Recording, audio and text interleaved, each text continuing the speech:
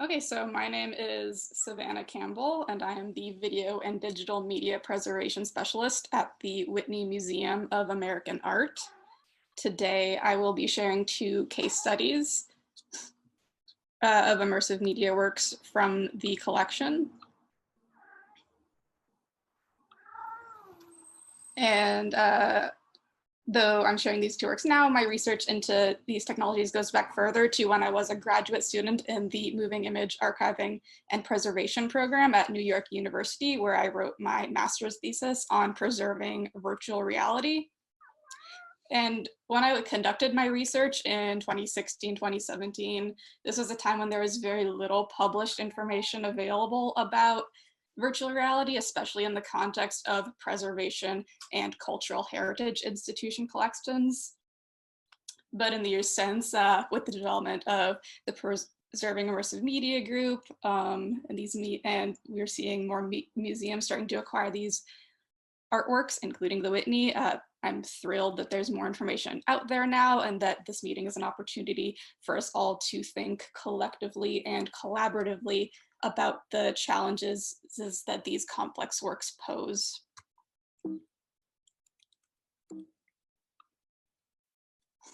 I quickly wanted to introduce the time-based media collection at the Whitney before diving in. The Whitney currently has around 800 time-based media works in the collection, from analog and digital video to film, sound, slides, and all kinds of software-based artworks.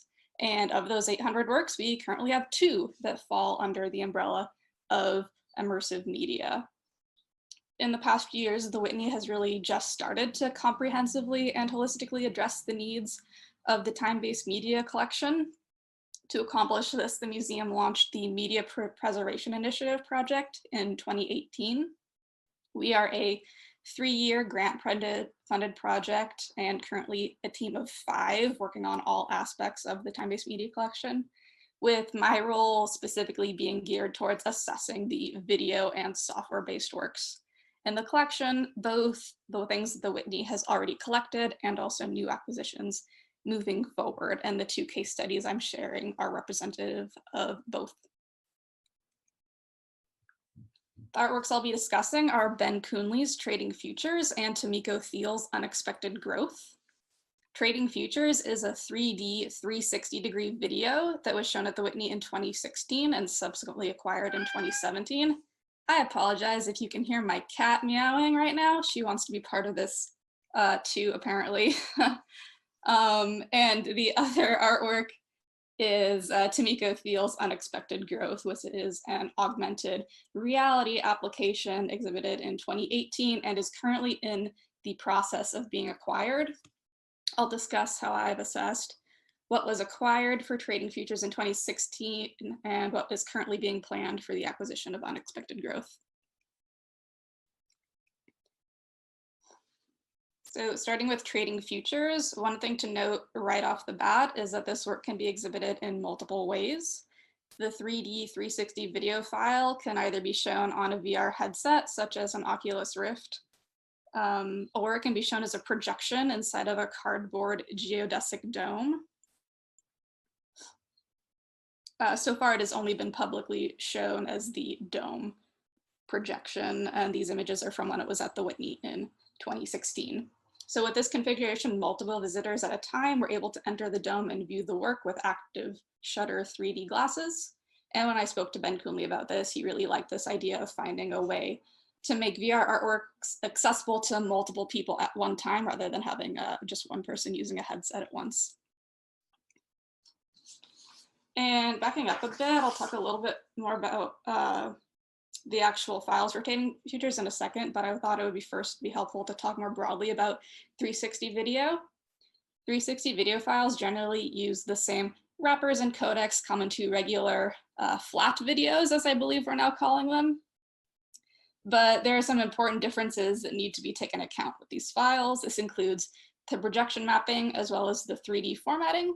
If the 360 video is stereoscopic, 360 video can also be flat 2D. And though I won't go into depth on the last point as well, it's also important to remember that VR has an audio component in addition to the video, and these works can have either regular stereo audio or spatial audio.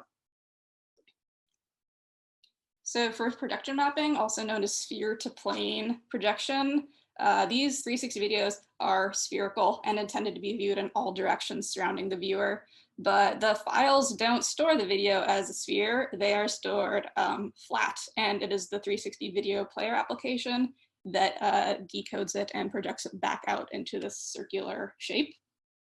And there are a couple of different ways that this can be achieved. One type is equirectangular projection mapping, which is similar to starting out with a globe and just rolling it out into a flattened map. I should note that it's impossible to do any kind of sphere to plane projection without introducing some degree of distortion or an unequal pixel distribution in the image. And with equirectangular mapping, there is a much higher density of pixels at the edges of the frame and fewer in the center. And the other characteristic is that when viewed in this flat shape, lines that will appear straight in VR will appear curved in this view.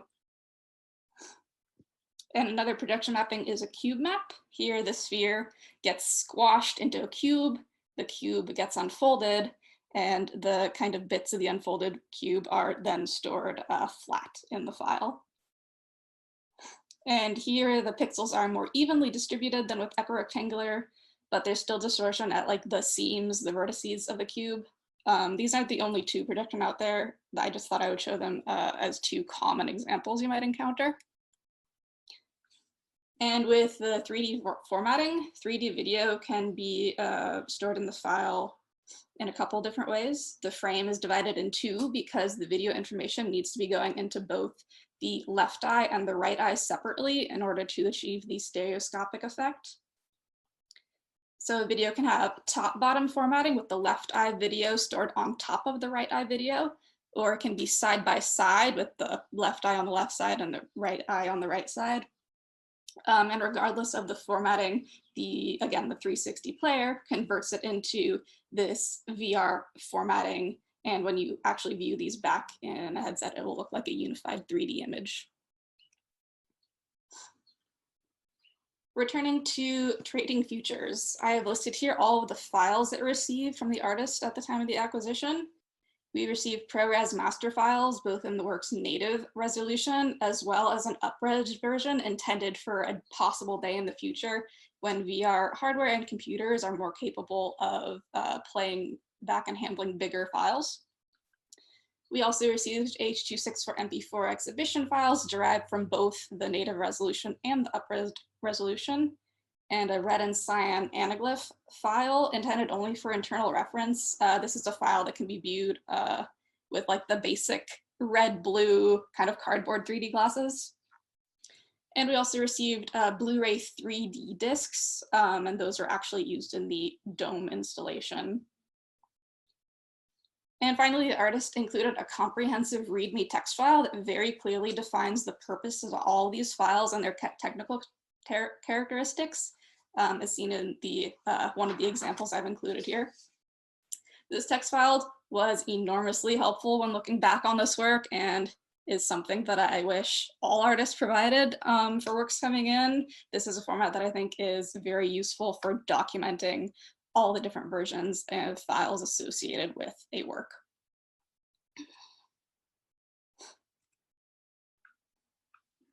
With 360 video, you do need to use specific 360 video media applications to play them back because they won't render correctly in regular video players.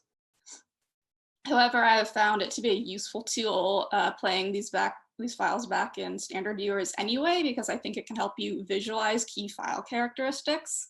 So here's a still of Trading Futures as viewed in QuickTime 10. This is playing back the H.264 MP4 file, which are codecs and containers that QuickTime knows and loves. So it says, yes, I can play that back for you, but it's going to look like this.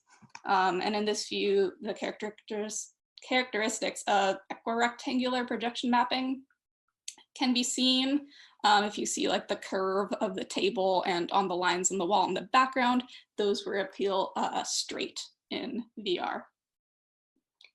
And again, the 3D formatting is on display here, where it's a top-bottom formatted file with the left eye on top of the right eye. And I chose this particular frame because one of the characteristics of this artwork is that the 3D is actually asynchronous at times. So in the left eye video on the top, you'll notice there's this red and purple triangle that's absent in the right eye video on the bottom. That's because at this point, there's a narrator instructing the viewer to open their left eye, then their right eye, then both their eyes, and seeing how different it looks when viewed in these different ways. And this effect is achieved because the videos going to their different eyes are different. And also, though it's not apparent in this screenshot, I still wanted to keep audio in mind, and this work just has regular stereo audio, not VR audio. In my initial outlines for this talk, I thought about having a break for discussion here and a second one at the end after the second case study, because I was really interested in having this kind of freewheeling dialogue about these artworks and hearing input from you all. But with the new Zoom format, I thought it would be best to save these all till the end. So in the meantime, here are just some food for thought, potential things, questions to consider and keep in mind for trading futures, such as, does asynchronous 3D require any additional preservation considerations? What about works with flexible exhibition formats? Do they necessitate different conservation strategies?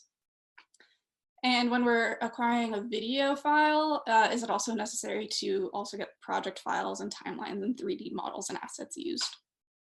I'll also put this back on the screen at the end, but for now I'll transition into the second case study, which is Tomiko Thiel's Unexpected Growth.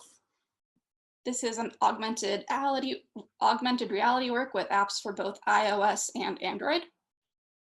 Unexpected Growth overlays the world with an underwater scene featuring coral reefs alongside some non-biodegradable products like rubber ducks, plastic forks, and sandals. And the more users that download the app in a given day, the more the imagery in the coral will appear bleached. So the screenshots I've included here are show 3 stages of this bleaching process.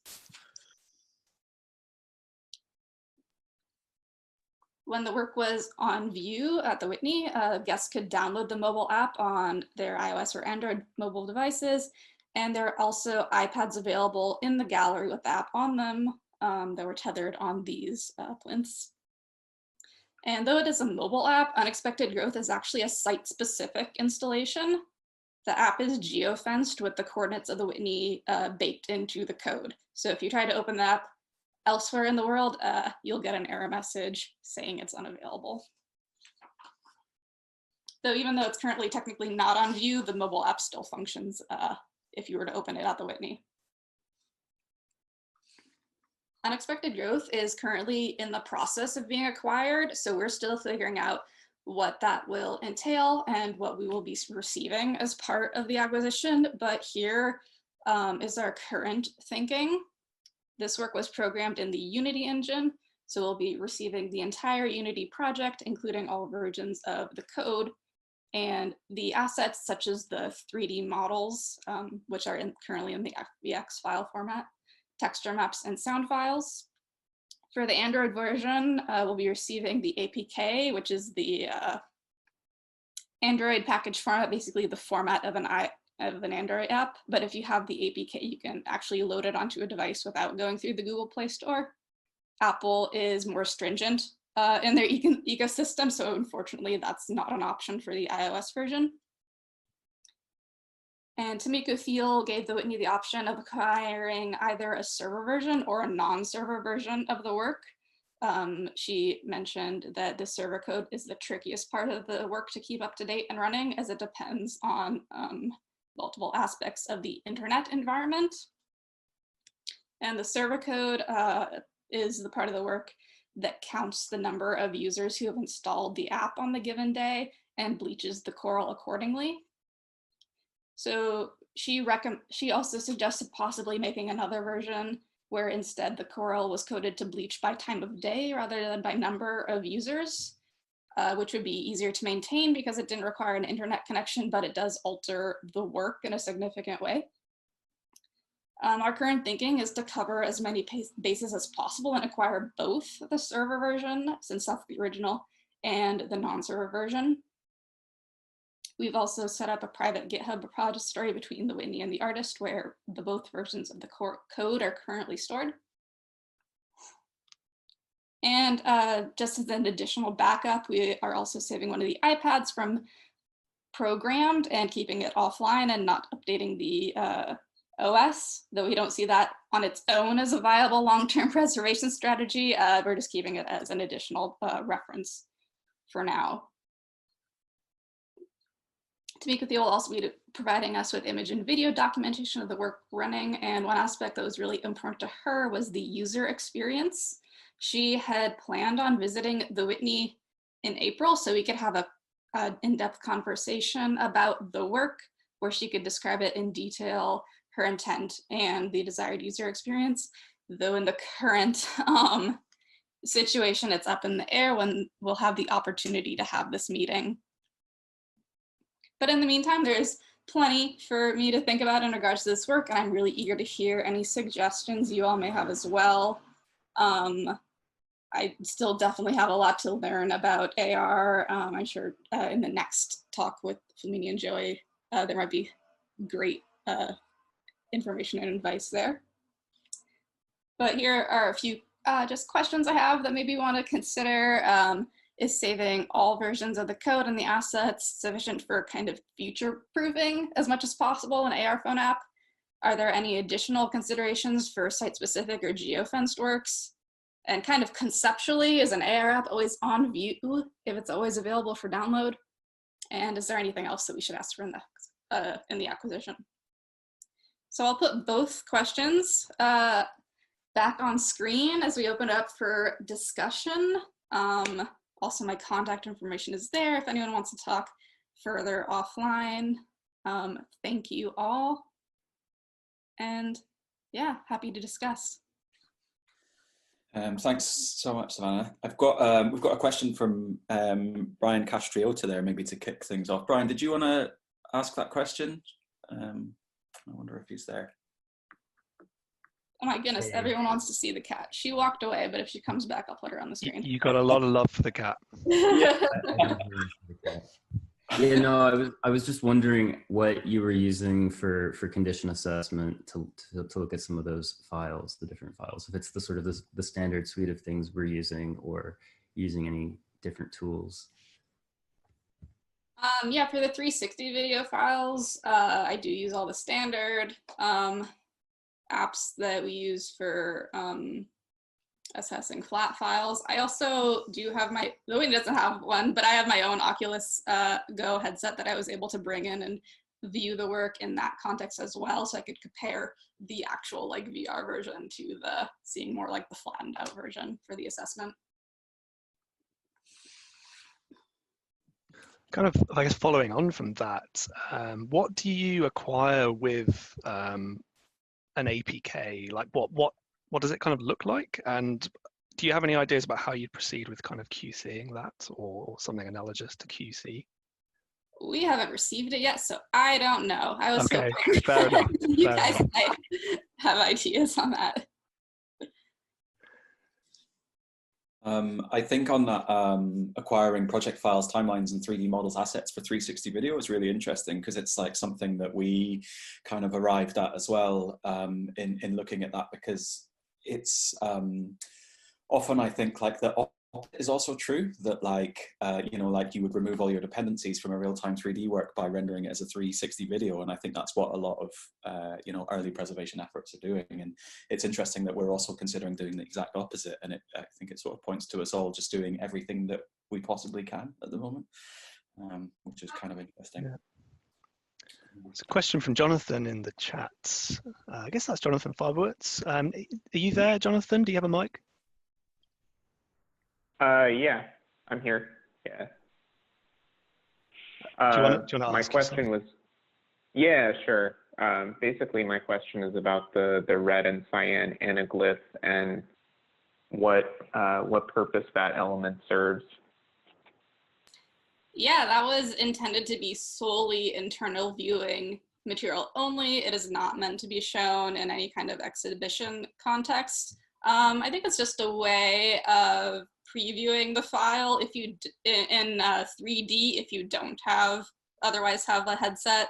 So I guess if maybe a researcher or someone who didn't have access to a headset wanted to see the 3D element of the work, they could view the red and cyan anaglyph instead. Okay, great. Yeah, that makes sense. Thank you. And great presentation. Thank you. Hi, Savannah. This is Flaminia. Hi, Flaminia. Hi. I also have a couple of questions. Do you want to talk, like, shall we keep on going, or can I address them now, Tom? Yeah, we've got a bit of time. Let's keep going. Yeah. Okay, so one question was about the different players, 360 degrees players that you mentioned for the first work of your presentation.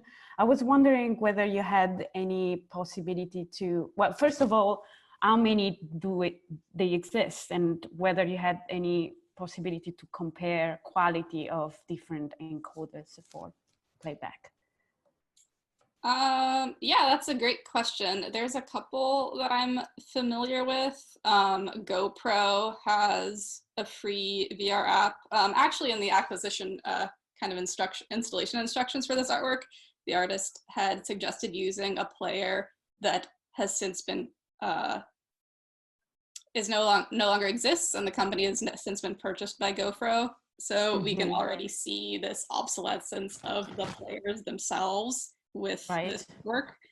There was, I don't know if it's relevant, there's a fantastic presentation at the PIMG meeting last year about the developer of a player called Whirligig that is not free. I believe it's a couple dollars to purchase, but that was a very fascinating talk about developing an open source player. So there's a couple options out there. Because I feel the condition assessment of these works might also require that we might think about condition assessing using all these players. Absolutely, yeah. And then the second question was about, I think it's also related to this work, the first case study. You mentioned those Blu-ray 3D disc, and I was super fascinated by, first of all, how they look. Second, if you know how information is being stored. And then you said that they were actually used in the exhibition. So I wonder if those playback players are actually, not playing not the file, but from the media carrier, that's the disc. Yes, so you do need a specific Blu-ray 3D player in order to play them. You can't use a standard, like regular Blu-ray player. And I didn't include it in my 3D formatting section, but Blu-ray 3Ds format 3D information differently. They're not top, bottom, or side-by-side formatting. Instead, they use something called frame packing. So it is technically a different 3D format from the native files. So we just consider that like an exhibition copy, basically. Okay, thank you. You're welcome. Okay, thank you so much, Savannah. That was amazing. Thanks. I will stop my screen share and throw it back to you.